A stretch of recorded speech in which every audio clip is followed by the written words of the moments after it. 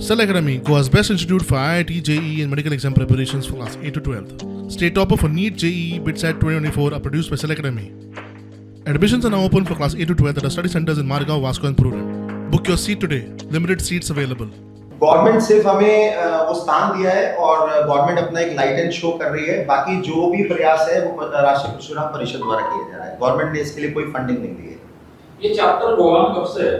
गोवा प्रदेश में ये चैप्टर अभी गोवा में विकसित किया गया है। जब से ये परशुराम जी का अवतरण दिवस का जब हम लोग गोवा में 3 महीने पहले आए थे, हमने परशुराम जी के सारे स्थान यहाँ पे विजिट किए। जैसे कि अभी मंदिर है उनका, हर्बल बीच है, वहाँ पे एक पहाड़ी है जहाँ पे बताया जाता है कि परशुराम जी ने वहाँ यज्ञ किया था। वहाँ की मिट्टी आज भी काली है। तो वो सब जब हमने भ्रमण किया, हमने गोवा की हिस्ट्री के बारे में पढ़ा, तो हमें लगा कि गोवा में भी कार्य करने की जरूरत है परशुराम जी को लेके। जैसे कि ये संस्था पूरे वर्ल्ड में काम कर रही है परशुराम जी के ऊपर, तो हमें लगा गोवा में भी करना चाहिए। तब हमने ये डिसाइड किया कि इस बार हम गोवा में जो स्टैचू विजिट किया है कभी? हाँ किए।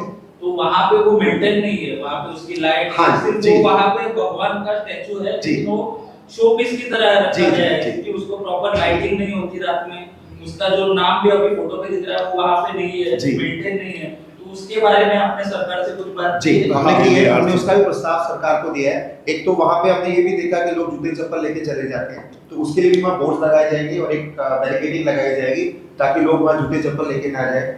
क्योंकि अगर लोगों को पता होना चाहिए कि वहाँ श्रद्धा से जाना है, भगवान का स्टैचू है, तो वो ऑलरेडी सरकार को दे दिया गया है और सरकार उसके लिए तो काम भी हो रहा है।